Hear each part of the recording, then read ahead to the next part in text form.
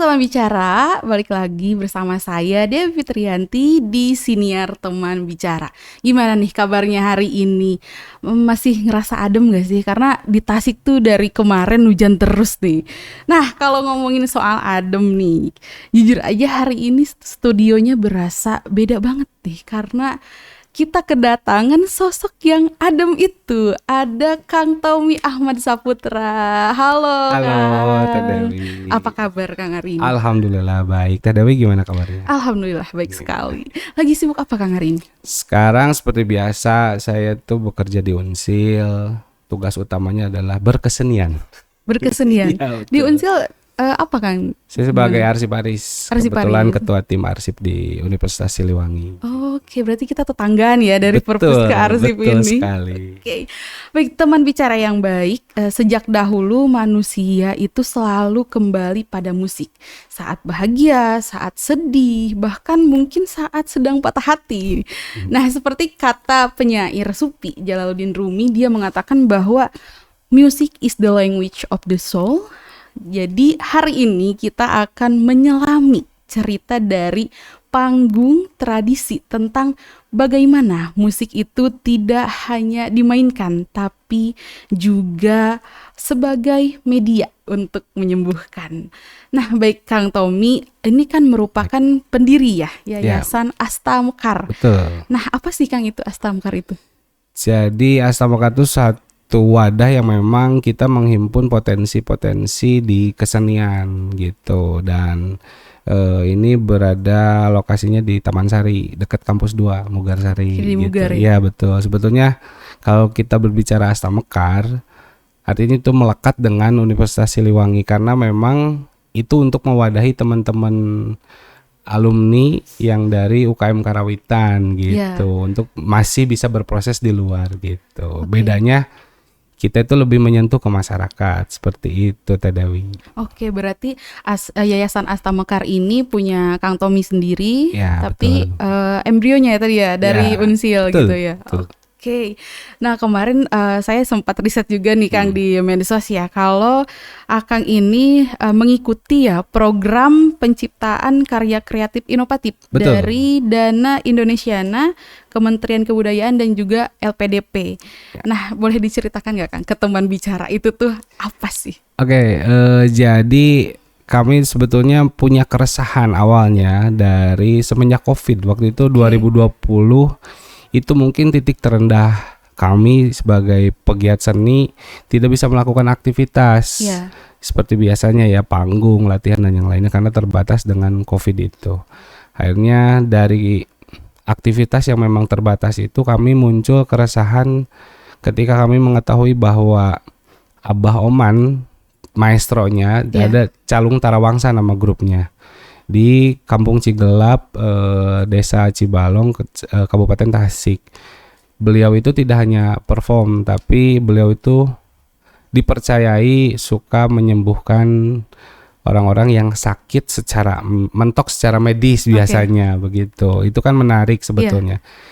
Kalau berbicara bersentuhan dengan Abah Oman, sebetulnya udah lama kami itu Asta Mekar itu dari 2017 kita sudah bersentuhan dengan beliau. Cuman memang untuk lebih serius di menerjemahkan apa sih yang bisa menyembuhkan dari Calung Tarawangsa ini, akhirnya kami meramu konsep. Dari hasil keresahan itu di judulnya mah, nama kegiatannya Laras Jiwa. Dan kebetulan tahun 2024 itu ada dibukanya program Dana Indonesiana. Itu untuk bantuan tentang kebudayaan. Kami mencoba konsep yang tadi Laras Jiwa itu, musik terapi Laras Jiwa itu kami tawarkan ke Dana Indonesia, dan alhamdulillah di approve waktu itu dan berkontrak pada tahun 2024. Kita berproses di tahun 2025 sampai Januari 2026. Jadi sangatlah panjang. Panjang gitu, banget. betul. Karena memang ini konteksnya kategorinya penciptaan karya. Tapi perjalanannya ini semacam riset justru gitu. Oke, berarti itu apa aja tuh? Apa namanya, perjalanan itu bagaimana? Ya, awalnya karena kami basicnya tidak di terapi, Iya. kami hanya pelaku seninya atau nayaga atau pemusiknya. Kami hanya ini dirasa perlu bikin workshop dulu terlebih dahulu untuk menciptakan karya musik terapi Iya. itu. Akhirnya kami membuat workshop pada bulan Februari 2025 dengan 5 narsum. Narsum yang pertama itu dari psikiater. Iya. Itu dokter Deana dari Rumah Sakit TMC kita libatkan. Oh, Terus berarti collab juga ya, Kang? ya betul, karena kita butuh insight untuk penciptaan karya ini secara medis harus seperti apa gitu. Jadi Oke. ada guide-nya Iya, gitu. iya, betul. Terus yang kedua ada dokter Billy, itu dari Rumah Sakit Jantung, itu ahli neurologi, Iya. karena ini berkaitan dengan gelombang otak manusia gitu.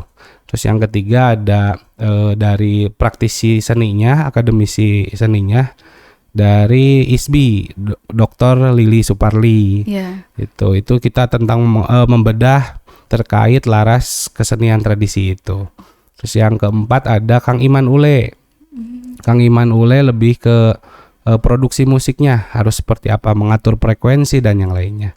Terus yang terakhir, karena ini berkaitan dengan jiwa, kami memang biasanya kalau panggung-panggung cukup dengan perform biasa saja, tapi kami rasa dibutuhkan sesuatu hal sentuhan sukma atau pengolahan jiwa yang memang itu base-nya ada di teater. Makanya kita undang narasumber kelima ini Pak Bode Riswandi untuk tentang olah sukma begitu. Oke. Itu di bulan Februari tentang workshop itu. Jadi di situ kami menghasilkan 4 karya pada akhirnya. Gitu. Apa aja tuh, Kang? Ada ini tuh karya ini tuh base-nya dari laras kita, hasanah kita gitu, laras. Ada madenda, ada pelog atau degung, terus ada salendro, dan terakhir laras Abahoman itu sendiri, namanya laras lindu. Nah, madenda ini memang kalau secara pembawaan ini sebetulnya agak ke minor kalau di musik barat tuh. Oke. Agak sedih. Nah, kita kaitkan dengan untuk pelepasan kesedihan. Terus ada laras degung. Ini tentang keistiqomahan, tentang kebahagiaan gitu. Iya. Terus laras sarendro ini tentang mendatangkan kebahagiaan. Terus yang terakhir laras lindu ini tentang rasa syukur yang telah diberikan oleh Gusti Mahawidi begitu. Jadi 4 karya ini tuh memang ternyata pada akhirnya konsepnya adalah di-combine jadi satu packaging terapi gitu, tidak terpisah gitu. Iya. Begitu. Berarti di laras jiwa itu termasuk unsurnya itu yang 4 itu, 4 lagu itu betul. Oke. Nah, saya penasaran nih. Kita kan tadi sudah dijelaskan ya laras jiwa itu Iya, apa. Tapi saya sedikit penasaran nih, Kang. Dari awalnya bagaimana sih Akak tuh jatuh cinta dengan musik tradisi ini? Sebetulnya secara keturunan mungkin ya. Adiknya nenek saya tuh memang maestro kecapi Cianjuran, tembang gitu. Beliau juga memang pengrajin juga, suka buat kecapi gitu. Jadi memang saya hidup masa kecil tuh memang sudah genetik mungkin dari sesepuh saya sendiri begitu. Malahan kalau ditarik lebih jauh, uyut saya katanya suka mengumpulkan pegiat-pegiat seni di pabrik es waktu itu.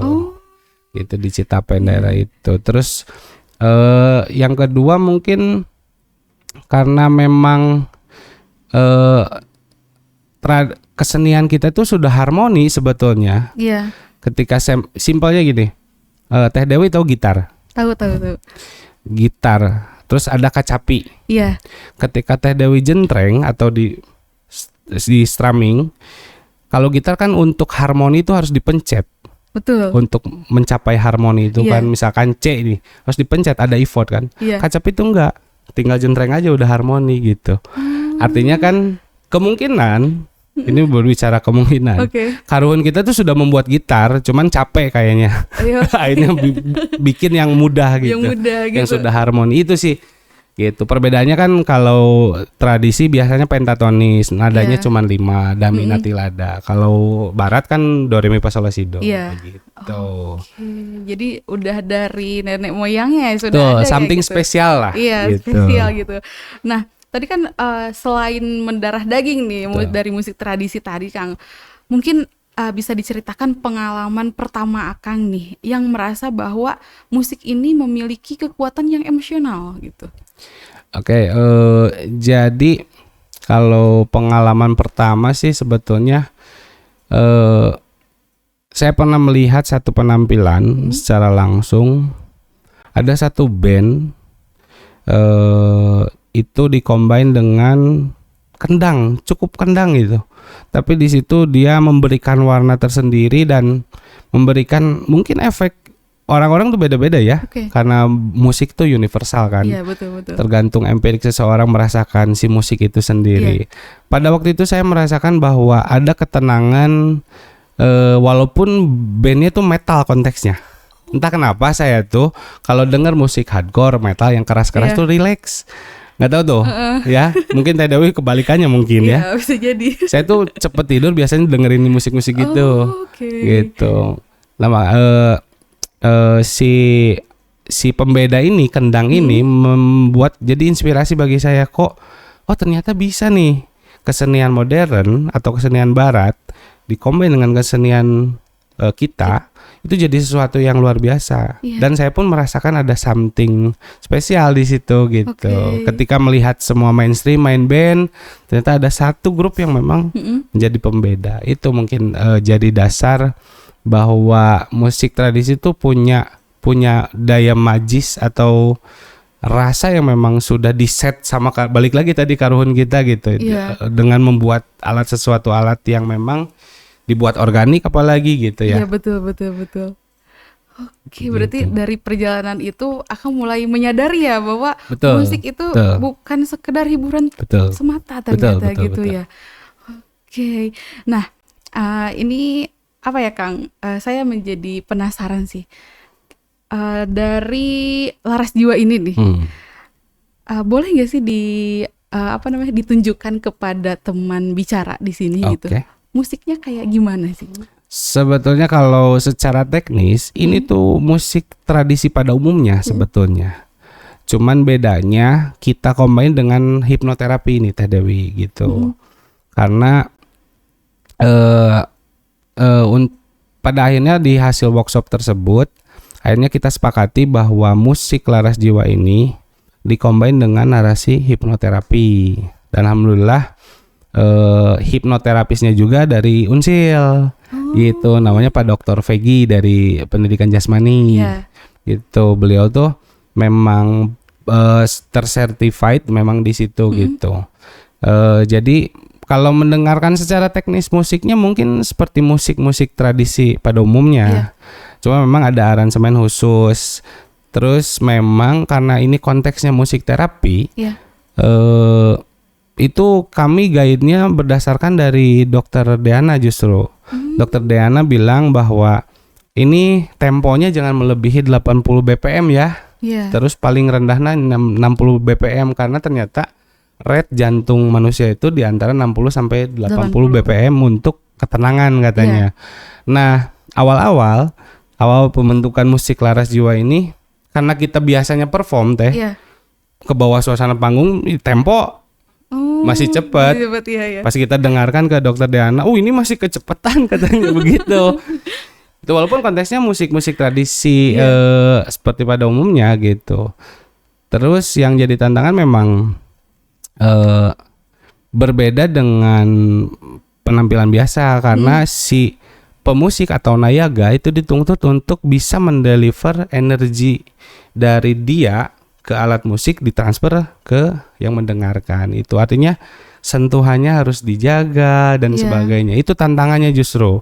Kalau urusan jago pada jago-jago sebetulnya teman-teman kita tuh cepet-cepet lah mainnya. Cuman ketika konteksnya musik terapi itu nggak bisa yang cepat menunjukin kehebatan itu gitu. Touchingnya harus enak dan sebagainya gitu. Jadi ada formulanya ya. Betul. Justru itu tantangan baru bagi kami ya sebagai penggiat seni atau pelakunya. Itu tadi Teh Dewi bilang bahwa saya ingin mendobrak stigma kesenian kita tuh tidak hanya selesai di hiburan loh. Betul. Tapi kita ingin mendorong bahwa kesenian kita, hasanah ini tuh bisa jadi sesuatu di luar itu gitu. Yaitu penyembuhan, harapannya seperti itu Teh. Tuh, berarti gitu. ini masih harapannya ya Kang ya? Betul. Kalau selama ini berarti yang Laras Jiwa ini sudah dijalankan berarti Kang? Baru dijalankan di program ini sebetulnya. Ya, karena ternyata ketika saya diskusi dengan teman-teman guru yang ada di sekolah, saya coba teman-teman Astana Mekar kan ada beberapa yang jadi guru ya di sekolah negeri. Saya tanya, ternyata kesehatan mental ini sangat dibutuhkan. Maksudnya isu-isu kesehatan mental ini relate hari ini banyak sekali kasusnya gitu di kalangan siswa ya. Akhirnya kita meramu lagi Teh, meramu lagi konsep untuk bisa masuk ke teman-teman siswa gitu.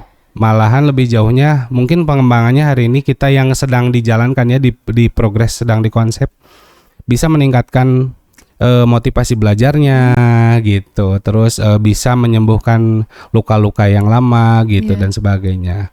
Itu tantangan baru gitu. Berarti berbeda-beda ya untuk tiap jenjang. Betul.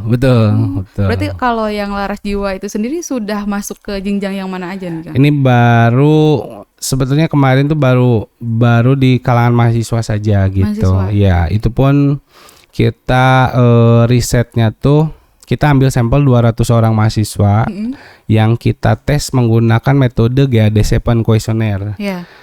Tapi itu tentang kecemasan ya, anxiety disorder. Nah, terjaring dari 200 itu 80% itu dinyatakan kecemasan berat. Wah. Itu kalau nggak salah lihat data tuh kelahiran tahun 2000 ke sini. Oke, Gen Z. Iya, betul. Nah, hampir 50% menyatakan ingin suicide, ingin bunuh diri. Itu saya kaget pas lihat itu kuesioner, isi kuesionernya gitu. Ternyata wah, kok bisa ya? Kenapa, apa yang membuat mereka cemas gitu? Itu semakin meyakinkan kami untuk ini harus bisa menjadi media gitu. Gitu Teh. Oke. Nah, dari tadi ya riset dulu berarti ya Kang. Betul. Nah, dari kan tadi riset terus dijalankan lah si Laras Jiwa ini. Ada nggak sih Kang pas ketika memperform perform Laras Jiwa ini cerita yang menyentuh gitu dari orang yang merasa terbantu secara emosionalnya gitu? Waktu bulan Juni kemarin, tahun kemarin itu kan proses terapinya ya dengan pasien yang sampel mahasiswa itu. Kita jaring ada 50 orang yang kita berangkatkan ke Gunung Galunggung, ke shelter tepatnya untuk diproses terapi dan bisa dikatakan itu pasien lah bagi kami. Nah, di situ kami proses terapi. Jadi rangkaian itu ada beberapa rangkaian Teh terapinya tuh sebetulnya. Ada yang pertama ada susuci dulu. Susuci itu membasuh indera semua yang ada di tubuh. Apa aja tuh Kang inderanya? Semuanya atau bagaimana? Mohon maaf ya, ini agak ini wudu lah, gimana wudu. Oke. Tapi kita bilang susuci. Gitu. Itu ada proses susuci. Terus yang kedua ada terapi earthing. Jadi semua tidak memakai alas kaki. Jadi semua nyeker yang dilakukan kita dulu lah gitu. Karena ternyata membuka alas kaki dan menyentuh tanah itu ternyata terapi juga ternyata untuk menstabilkan arus listrik yang ada pada tubuh. Ternyata earthing itu namanya. Terus datang ke venue, di situ kita ada nira seremoni dulu.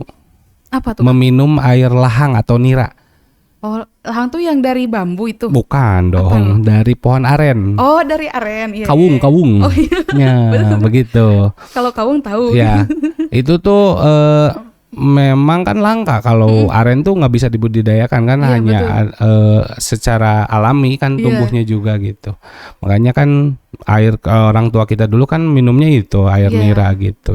Itu air nira tuh sebelum jadi gula biasanya. Oh gitu. Iya. Sebelum diolah ya? Ya, lagi diolah tapi mau menjadi gula sebelumnya itu kan air dulu ya. Nah, itu air yang diminum itu menandakan bahwa nira seremoni ini menandakan bahwa Tuhan itu memberikan segalanya gitu.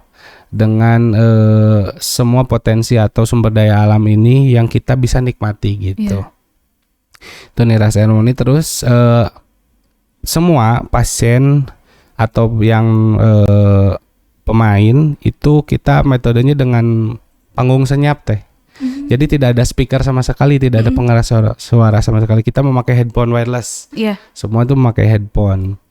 Gitu. Setelah nira seremoni baru masuk ke acara intinya, yaitu proses terapi gitu, dan dibarengi dengan narasi hipnoterapi. Nah itu tuh sekitar, karena biasanya hipnoterapi itu ada apa ya, ada guide sekitar 30 menit itu proses hipnonya katanya gitu maksimal. Makanya 45 menit kita selesai terapi. Terus kita adakan diskusi tuh dengan testimoni lah dari pasien tersebut. Dan alhamdulillah semua yang memberikan testimoni ingin lebih sering katanya. Karena merasakan dampaknya langsung ketika musik, secara jiwa musiknya kuat, terus narasi hipnonya kuat, dia merasakan bahwa oh saya tidak sendiri. Malahan ada satu mahasiswi bilang, saya tuh berencana berakhir dekat-dekat ini. Maksudnya paham? Iya paham. Tapi setelah mengikuti ini saya mindset saya terbuka gitu, luka-luka saya terlepas begitu. Rasanya seperti itu katanya. Itu membuat kami terkejut gitu. Sampai segitunya gitu. Terus ya memang mereka cerita ya latar belakangnya memang beda-beda, ada yang faktor keluarga, ada yang lainnya gitu. Tapi di situ kami melihat hampir 80% lah di pas proses terapi itu merasakan perubahan. Sisanya memang ada yang memang belum niat gitu. Kami sengaja sebetulnya teh dari semua pasien itu yang 50 orang itu nggak dikasih tahu akan seperti apa. Begitu. Tapi guide-guide-nya sudah kasih tahu. Cuman mereka tuh kebingungan ini mau ngapain sih. Makanya setelahnya aneh-aneh teh. Ada yang kayak mau lintas alam gitu karena kegalunggung gitu. Tahu ternyata disuguhi dengan ketenangan dan yang lainnya gitu. Memang tidak semuanya berhasil. Ada beberapa yang memang pasien mungkin tidak niat atau apapun. Ya dia tuh ya gitu aja. Waktu proses terapi itu nggak masuk sama sekali gitu. Berarti kemarin baru percobaan ke 50? Iya 50 mahasiswa. 50 mahasiswa itu yang bikin kaget sih Kang. Ada yang wah gitu. Tapi alhamdulillahnya gitu itu menjadi terbantu dengan adanya mahasiswa ini ya Kang ya. Nah setelah itu kan sebetulnya proses terapinya itu di bulan Juni. Arahan dari Dokter Diana itu harus dites lagi pakai metode yang sama GAD-7 lagi untuk mengetahui ini berhasil atau tidak. Jadi 7 hari setelah terapi ke Galunggung, kami kasih rekaman audionya untuk didengarkan tiap hari. Itu tergantung pasien masing-masing. Biasanya mereka tuh katanya mendengarkan di sebelum tidur. Biasanya sebagian besar bilang biasanya saya tuh susah tidur, tapi setelah mendengarkan ini jadi cepat tidur. Terus di hari ke-7 baru kita tes lagi pakai kuesioner dan di situ menunjukkan ada perubahan signifikan dari kecemasan berat menjadi ringan gitu. Ada yang dari kecemasan berat menjadi sedang gitu. Tapi itu belum ukuran secara medis menyembuhkan ya Teh ya. Masih proses berarti ya. Betul, kalau secara medis mungkin kan harus dites betul-betul secara medis gitu ya. Tapi sudah ada dampaknya gitu ya dari itu ya. Jadi statement dari Dokter Diana tuh baru sampai berpotensi menjadi media penyembuhan gitu. Wah ini menarik banget sih Kang, karena yang kita tahu kan memang ada istilahnya healing gitu kan. Tapi beberapa orang tuh ada yang healing berbeda-beda. Mungkin ada yang ke musik, tapi kan musiknya tidak langsung lari ke tradisional. Nah ini menarik banget karena Kang Tommy dan teman-teman ini mengemas musik tradisional menjadi salah satu media gitu ya untuk penyembuhan. Ini keren sekali ya. Ini mungkin Teteh Dewi juga nih bakal agak relate kayaknya. Kalau ngedenger gamelan gimana? Apakah yang dirasakan pertama kali jujur aja? Takutkah? Nah itu kita tuh banyak mendobrak stigma-stigma itu karena Kalau gini, saya riset sebelumnya. Kalau kita pakai gamelan gimana ya? Saya tanya nih ke teman-teman mahasiswa. Ih, takut katanya. Betul. Nah, itu karena terframing oleh film-film horor. Padahal itu kan warisan kita gitu, kebanggaan kita. Nah, itu mendobrak itu. Saya pun di workshop teh. Ini yang paling lucu. Saya ngebahas kesurupan. Takutnya gitu. Saya tuh sampai nanya ke ahli neurologi, ke dokter Deana, ini kalau kesurupan gimana? Apakah bisa ada ada penjelasan apa secara medis tentang kesurupan? Ternyata ada histeria namanya dan sebagainya. Itu tuh biasanya seseorang tuh di batang otaknya tuh, di bagian otaknya tuh ada namanya amigdala katanya. Bagian di otaknya itu tuh sudah overload. Biasanya suka histeria. Itu teh biasa teriak kayak kesurupan gitu. Padahal sebetulnya nggak ada yang masuk, katanya begitu. Itu mungkin kalau kesurupan nggak tahu ya seperti apa. Tapi kita antisipasi loh teh untuk membuat terapi ini tuh sampai dibahas kesurupan. Kalau misalkan ada pasien yang memang secara mindsetnya horor dan yang lain takutnya gitu ke bawah gitu. Karena kan yang orang-orang tahu ya kalau musik tradisional tuh erat gitu ya kaitannya dengan yang horor. Ya gitu. Karena itu ya kan entah kenapa industri film horor tuh selalu mengaitkan itu dengan kesenian kita gitu. Instrumen-instrumennya kenapa harus itu gitu maksud tuh. Tapi mungkin lebih masuk sih Kang kalau tiba-tiba sebetulnya iya emang betul sih. Karena memang mungkin ya kata Pak Bode bilang bahwa alat kesenian kita itu diciptakan untuk spiritualisme gitu. Iya betul. Betul gini. Logikanya gini aja. Gamelan kenapa dibuat sedemikian rupa? Kenapa nggak dibikin senjata gitu? Pada waktu itu ya zaman dulu. Kok kita dibuat kesenian sih? Nggak dibikin buat perang gitu? Artinya kan negara kita atau wilayah kita tuh sudah selesai dengan perbedaan perselisihan. Makanya diciptakan kesenian, alat-alat kesenian itu tuh untuk rasa manunggaling Gusti, rasa bersyukur ke Gusti Allah gitu sih sebetulnya menurut saya ya.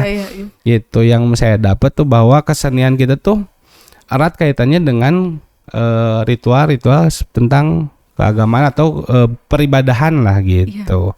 Nah ke sini bergeser jadi hiburan begitu. Makanya kenapa film horor relate dengan kesenian ini karena ya itu wilayah-wilayah spiritualis. Gitu. Oke. Jadi ternyata musik tradisional tuh enggak ya teman bicara, ini tidak horor ya kalau di Laras Jiwa tuh.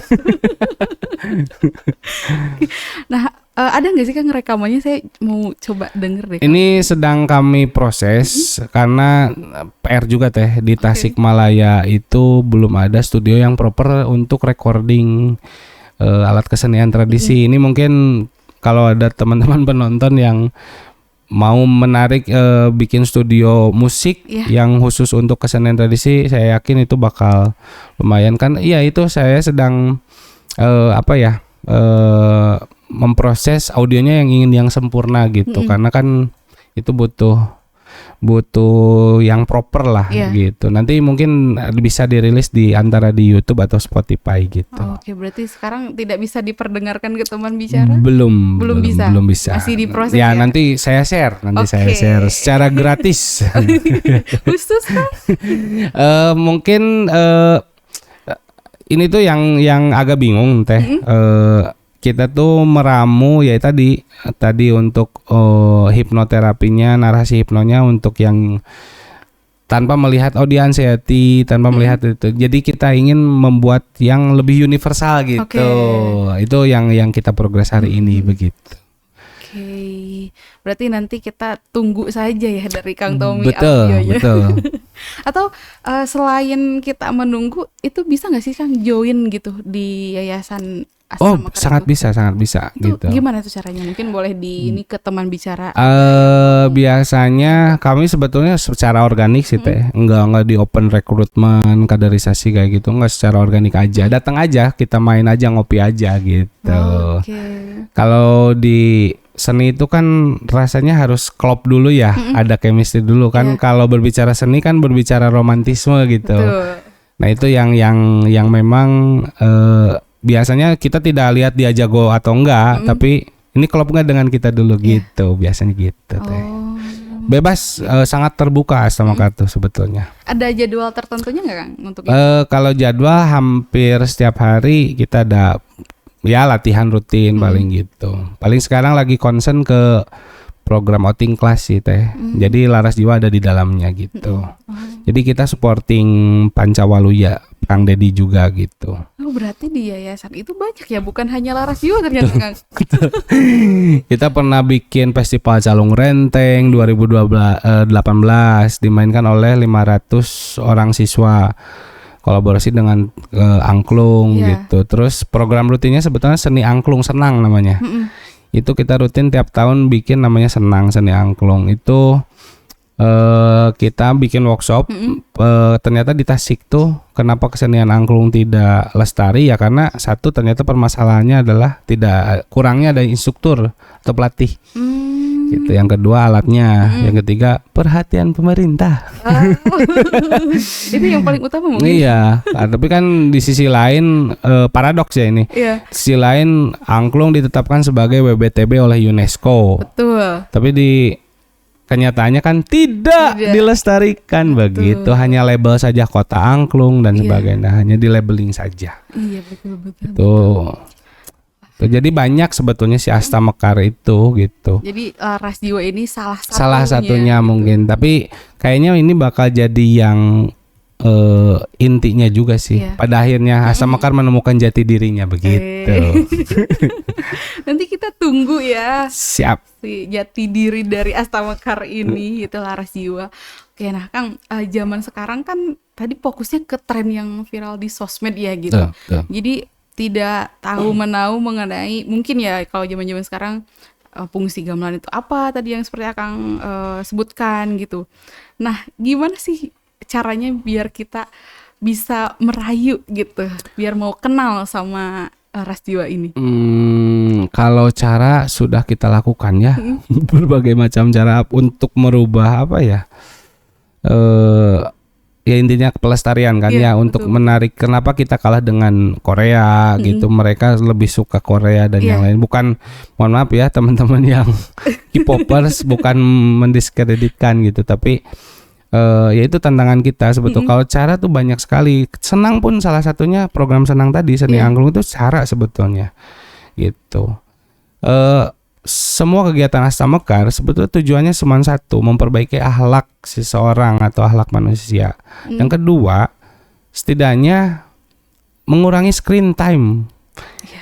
Nah itu yang kegiatan tuh sebetulnya hari ini kegiatan apapun yang tatap muka seperti ini itu mengurangi screen time gitu. Sebetulnya setidaknya ya. Itu makanya ini PR kita tuh bagaimana caranya teman-teman siswa apalagi ya, siswa itu lebih tidak gadget banget gitu, memanfaatkan fitrahnya gadget atau handphone tuh seperti apa, sebagaimana fitrahnya sebagai alat komunikasi ya, betul. Gitu. Terus dengan kan di kesenian tuh men-trigger hubungan antar manusia dengan manusia gitu. Kalau gadget kan memang membuat mereka individualistis. Itu yang sedang kami banyak meramu gimana caranya untuk mendobrak itu gitu. Jadi caranya ya kegiatan, selalu kegiatan gitu sih. Berarti dengan kegiatan ya Kang ya. Betul. Oke. Nah kalau untuk anak zaman sekarang nih mungkin yang tahu kan yang viral-viral nih, tapi untuk menjangkau Laras Jiwa ini bagaimana tuh Kang caranya? Ini tuh memang butuh perhatian dari semua kalangan ya. Jadi istilahnya ini memang harus kita highlightnya adalah kesehatan mental teh, bukan Laras Jiwanya. Tapi yang kita highlight kesehatan mental. Rasanya hari ini tuh kesehatan mental tuh memang sudah menjadi ancaman ya mungkin yang harus kita perhatikan gitu. Kalau mohon maaf di kalangan kelahiran saya 90-an mendengar kecemasan, cemas naon emang tiap jelema cemas gitu maksudnya. Tapi kok ternyata hari ini tuh memang kok kaget sampai yang banyak ingin bunuh diri dan yang lain. Kemarin kan kasus anak SD tiba-tiba suicide gitu ya. Betul. Terus ada yang anak SMA loncat dari jembatan dan yang lainnya. Itu kan mungkin ya itu faktor kesehatan mental gitu. Nah Laras Jiwa mungkin harus berperan di situ. Iya. Nah, caranya ya membuat ekosistem itu teh memboomkan dulu si kesehatan mentalnya ini gitu. Kemarin pun kan ketika kejadian tahu yang ramai di Tasik tuh korban influencer dan yang Oh iya, lainnya tahu, itu kan tahu, tahu. pasti kan si korban tuh punya dampak, Iya, punya betul, trauma. betul. Itu saya juga inginnya ada wadah untuk teman-teman korban itu juga sebetulnya si Laras Jiwa bisa berperan di situ. Iya. Mungkin ya artinya ekosistem sosial media kita bangun sama-sama gitu kayak siniar misal. Iya. Ya kita share bareng-bareng yang kita bahas tentang kebaikan ini Iya. gitu. Yang tidak terjadi hari itu teh karena semua ingin berhasrat banyak follower, banyak like, jadi Iya. semuanya bersaing. Kenapa kok tidak terjadi ekosistem gitu ya, saling support, saling share dan yang lainnya Iya. begitu. Udunannya dari situ udunan teh Iya. gitu. Kalau pengen tahu Laras Jiwa ini dari mana Kang? Apa dari Instagram Kang Tommy atau Ada Instagram kita Astamekar. Astamekar? @astamekar. Astamekar. Nanti teman bicara yang ingin mengetahui tentang Astamekar ini boleh di-follow ya Ya, Instagramnya. betul. Oke, nah ini terakhir mungkin nih Kang. Siap. Apa pesan Kang Tommy untuk generasi muda saat ini? Tadi dengan segala kita udah bahas tentang kesehatan mental, terus Laras Jiwa yang hadir untuk proses gitu ya penyembuhannya gitu. Tidak banyak sih sebetulnya, hanya sedikit saja. Apapun itu, ini akan berlalu. Oke. Sesimpel itu. Apapun itu, mau itu kebahagiaan, mau itu kesedihan, ini akan berlalu. Begitu. Jadi dijalanin aja ya Kang ya. Betul. Semuanya akan berlalu. Kesedihan akan berlalu. Iya. Kebahagiaan akan berlalu. Begitu. Jadi jangan merasa cemas apapun, semuanya akan berlalu gitu. Begitu Teh Dewi. Oke, yang mungkin untuk teman bicara yang sekarang nih menonton terus sedang merasa cemas atau lainnya, mungkin boleh berkonsultasi ya dengan Kang Tommy tadi. Ya kan Sharing-sharing aja ya. sharing, jadi Betul. tidak sendiri ya Kang ya, tadi Ya. dibantu oleh psikolog ya. Ya, ada Psikolog dari psikiater. psikiater gitu kan banyak. Oke, terima kasih ya Kang Tommy sudah hadir di Siniar Teman Bicara. Siap, Teh. Sudah membagikan cerita-cerita yang tadi dari awal. Ternyata nenek moyangnya sudah masuk ke musik tradisi, terus menjadi inspirasi untuk mendirikan Yayasan Asta Mekar gitu. Terus ada program yang namanya Laras Jiwa yang mungkin ini teman bicara baru tahu hari ini nih Laras Jiwa tuh apa gitu. Nah, teman bicara yang baik, dari obrolan hari ini kita belajar bahwa musik itu bukan hanya bunyi ternyata, tapi ruang jiwa untuk bernafas. Nah, terima kasih sudah menonton Siniar Teman Bicara. Saya Dewi Fitrianti, sampai jumpa di Siniar Teman Bicara berikutnya.